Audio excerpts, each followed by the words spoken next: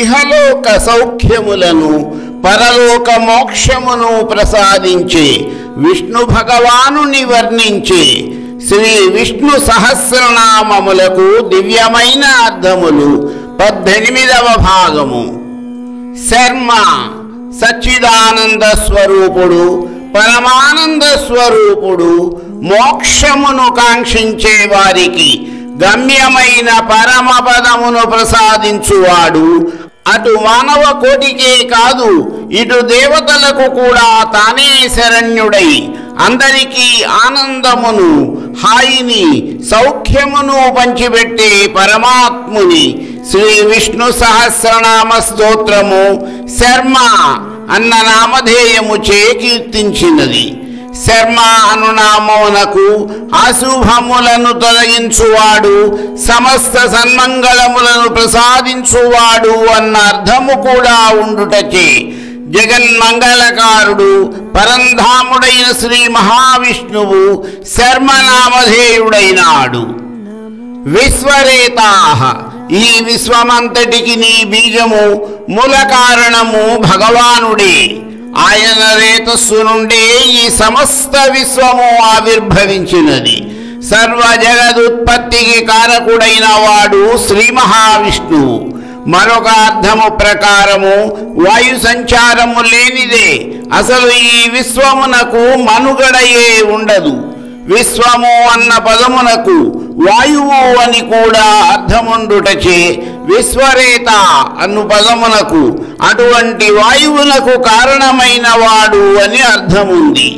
ఈ సమస్త విశ్వము ఆయన వీర్యముతో నిండి ఉన్నది.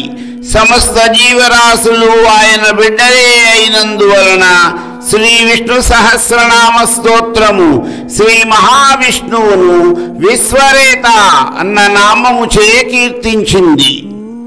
ఈ విషయమును జగద్గురు అయిన శ్రీకృష్ణ భగవానుడు భగవద్గీతలోని 7వ అధ్యాయమైన జ్ఞాన విజ్ఞాన యోగములోని 6వ శ్లోకములో ఈ విధముగా వివరించారు. ఏతద్యోనీని భూతాని సర్వాణీత్యుపధారయ అహం కృత్స్నస్య జగతః ప్రభవ ప్రళయస్తథా. సమస్త జీవరాశులు, జడపదార్థము, జీవశక్తి అనే నా యొక్క ఈ 2 శక్తుల ద్వారానే వ్యక్తమవుతాయి అని తెలుసుకొనుము. భూమి, నీరు, అగ్ని, వాయువు, ఆకాశము, మనస్సు, బుద్ధి మరియు అహంకారము ఇవి నా భౌతిక ప్రకృతి యొక్క శక్తి యొక్క 8 అంగములు. నేనే ఈ సమస్త సృష్టికి మూల ఉత్పత్తి స్థానము మరియు నాలోనికే ఇది అంతాలయమైపోతుంది. ప్రజాభవ, ఈ సమస్త విశ్వములో 84 లక్షల జీవరాశులకు, స్థాను జంగమములకు, సకల భూతముల ఆవిర్భావమునకు మూలమైన వాడు, జన్మకారకుడు అయిన సర్వేశ్వరుని శ్రీ విష్ణు సహస్రనామ స్తోత్రము ప్రజాభవ అన్న నామము చే కీర్తించింది. ప్రజాభవ అన్న నామము ఎంతో లోతైన అర్థము కల నామము.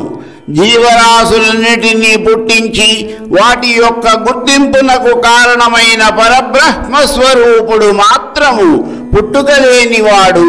అంతేకాక మనస వాచ కర్మణ తననే నమ్ముకుని ధ్యానించు వారులకు పుట్టుక లేకుండా చేయగలవాడు. అంతేకాక 14 భువనములను సృష్టించినవాడు, వాటిని నడిపించేవాడు అభవుడు.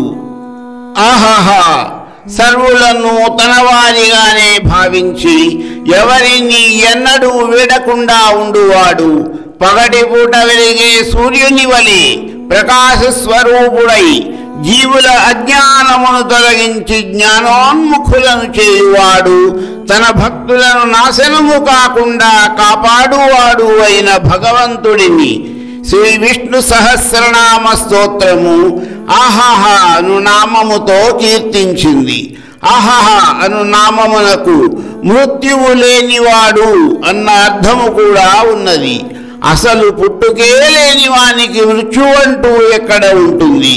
ప్రతిరోజు ఉదయించి ప్రతిరోజు లయించే అహస్సులాగా ఆయన నిత్యజీవి, నిరంతరము అవిచ్ఛిన్నముగా కొనసాగే జీవనది లాంటి వ్యక్తిత్వము కలిగిన వాడు పరంధాముడు.